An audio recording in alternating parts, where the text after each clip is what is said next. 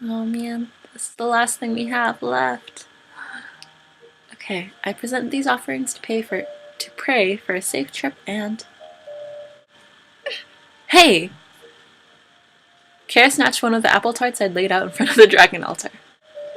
What? They're an offering to us dragonkind, so they're obviously mine for the taking. Ugh, no, that's not how it's supposed to work. A few Tylees tried to snatch the treat out of his outstretched arm, but he placed a hand on my forehead and held me away. Elmari appeared and smiled at us in amusement. Nice to see us all energetic. Despite that, there was a despondent edge to his voice, and his smile drooped. He approached the altar and, after some hesitation, knelt down and put the glass-blown ornament beside the pedestal. Kerr and I immediately stopped our teasing, and I touched Elmari's shoulder in concern. You're not taking it with you? No, I think it'll be better if it stayed with you. Kerr and I will be working together, so I want you to have something to remember us by. He gauged the size of the cave. I'll be outside. Kerr needs to be close to the altar to transform back, since his master has to completely remove the curse. Right, meet you outside. I thought about leaving as well, to give Kerr some space, but I paused when I saw him pick up the discarded walking stick from long ago. He twirled it in his hands, then looked at me. This brings back a lot of memories. He poked me with it, and I shielded myself with exposed palms. Hey, hit me with that and I'll confiscate it. He laughed and turned it sideways as he presented it to me. I hugged the stick close before propping it against the altar beside Elmari's blue ornament.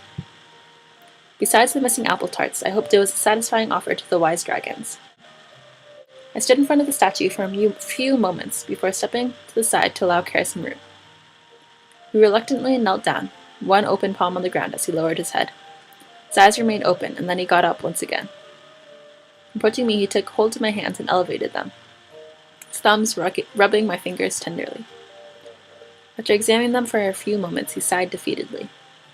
What's wrong? Regretting that I didn't learn the transformation spell. It'll be a while before we can do anything like this again. I smirked wryly. Well, you could always disobey your master again and get cursed a second time. Ugh, I'm not going through that again. Which reminds me, what exactly did you say that got you into so much trouble? He let go of my hands and averted his eyes. Does it really matter? My opinions have changed since then. What did you say once? Let sleeping dragons lie? Now it makes me more curious. Not saying. Come on. Really not. Please, please. Over. With strong arms he embraced me closely, effectively causing me to quiet down as I felt my face press against his chest. Still have no idea how to react when I do this, huh? Slowly I wrapped my arms around him, enveloped in his warmth. Really going to miss you. I shyly glanced up at him. The whim of courage stood on my tiptoes and delivered a kiss to his neck. He glanced down at me in surprise, then smiled warmly before touching his forehead to mine. Thanks, again, for everything, Aura. We remained there for a few moments before Kerr reluctantly stepped back and turned to the altar. I stepped back, lingering close to the cave wall. Kerr knelt down, then glimpsed my position. You, need to move back. Right. Oh, right. I shuffled back a few paces. Farther. Here? No farther. Now you're just messing with me. Have you ever seen an earth dragon before? Just you, and you're heavenkind sized. Which is not an accurate representation, as you'll see in a minute. I was practically hugging the cave at the corner. Expecting a flash, I shielded my eyes and slightly averted them. I could hear some mumbling, but I was way too far away to comprehend it. As predicted, Kerr was engulfed in a bright light, which expanded and took shape before materializing into his true form. Ooh. Unlike the lithe and serpent-like water dragon, the earth dragon was bulky with powerful limbs, folded wings, and overlapping armor that ran down from its neck to the end of its tail. It had rock-like juts protruding from its elbows and knees. I gaped, and cautiously took a step forward. The ears and the earthy tones reminded me of Kerr, but I underestimated how fearsome he would appear in his true body. Kerr? He took a step, his large weight causing the cave to tremble. I immediately grasped the wall, not wanting to pitifully kneel down in fear. His large eyes widened, and his next step was more cautious, like a cat getting ready to pounce. I know. Tremors aside, I could still take you on in a fair fight. A proud snort was heard, and his head loomed over me before lowering. I'd like to see you try. His voice was deeper, with a natural growl to it, but it was definitely Kerr. Kerr nudged me with a snout, and I took an unstable step back. Easy there. Sadly, we can't grapple on the grass playfully anymore. Come on, Almari's waiting. Once we strolled outside, Almari was waiting patiently and quickly approached me before eyeing Kerr. All ready to go? I mustered a small smile. Yeah, I'll see you two off as well. It'll be a nice walk until we reach the river. Kerr, why don't you give us a ride? Kerr flapped his wings indignantly. Or your teasing is rubbing off on him. I was thinking exactly the same thing. Can you fly me at least, please? He folded his wings and grumbled, expanding a claw in the dirt. Unless there's a mountaintop I can glide off of, my wings are pretty much useless. I gave Kerr a blank stare as I slowly registered the news and couldn't hide my disappointment. Aww. What do you expect from an earth dragon? That's like expecting Almari to walk on land. Hey! At least I can move around in this form. You, on the other hand... I started laughing. At first it was simply a giggle, but it soon grew into a full chuckle. I didn't think it was purely from their antics, as I realized that my eyes were moist and I blinked it away. I'm really going to miss this. I wanted to ask them to stay, question whether they really had to go back, but I knew it was hard for them too. When we reached the river, Almari took a few reluctant steps forward before he twirled around and hugged me close. Thank you for everything, Aurelie. I promise we'll see you again. I'll help train Kerr so that he can transform on his own as well. Is it a difficult spell? Almari loud sigh explained everything, and he eyed Kerr warily. We dropped our arms and parted from our embrace. It'll take time. For now we have to explain the full situation to our masters, which will most definitely strain the relationships between Dragonkind and Heavenkind. Kerr hissed and fluttered his wings. What a hassle. But it's something that they should be made aware of now, before the situation potentially gets worse, or else there'll be real tensions to worry about. Yeah, that makes sense. I jabbed my chest with a thumb. I'll be busy providing services to traveling merchants passing through Barry for now. I'll make sure all shipments going in and out are verified. Not as glamorous as knighthood, but I think it's important. Now, get going. We're obviously stalling.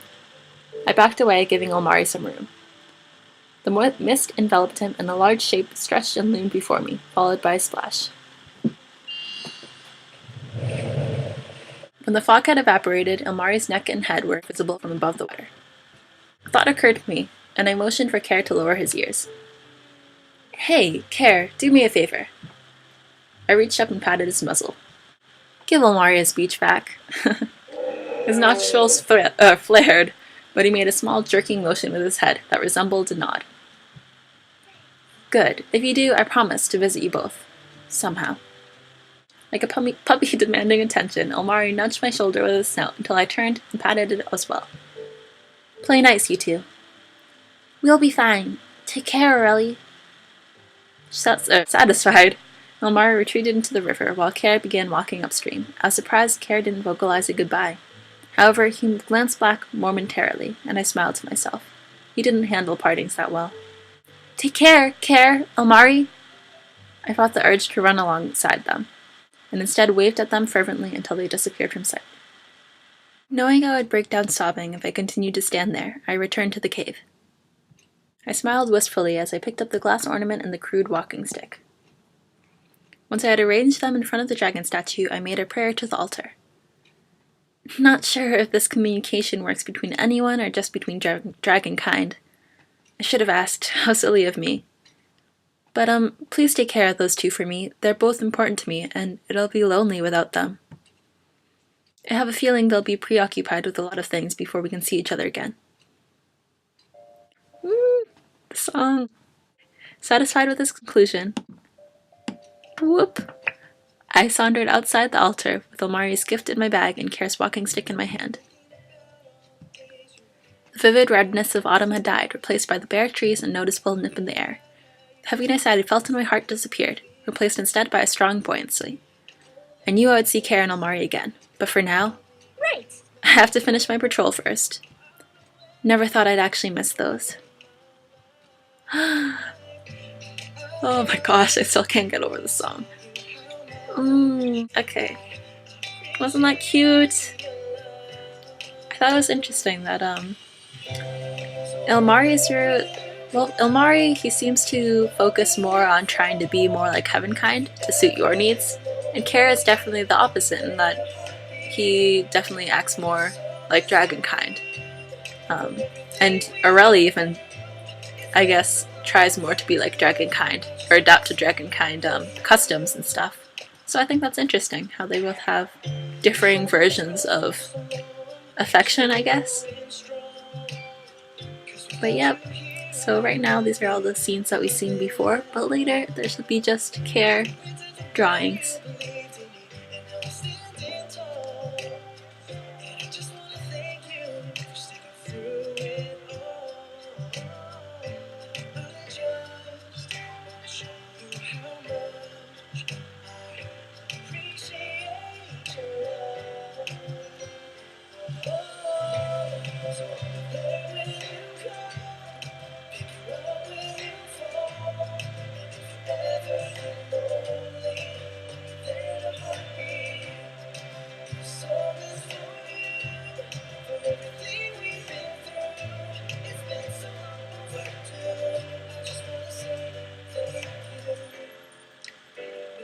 I love this chibi thing. It's cute.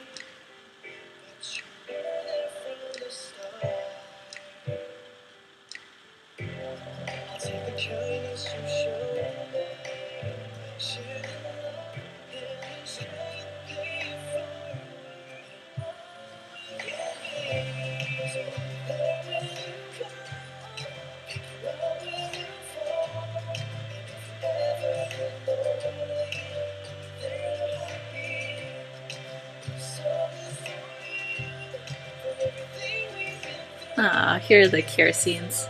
Cute.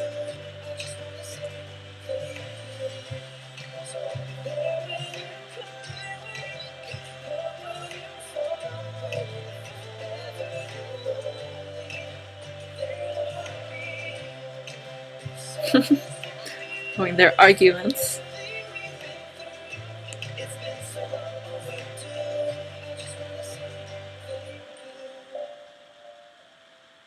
Aww.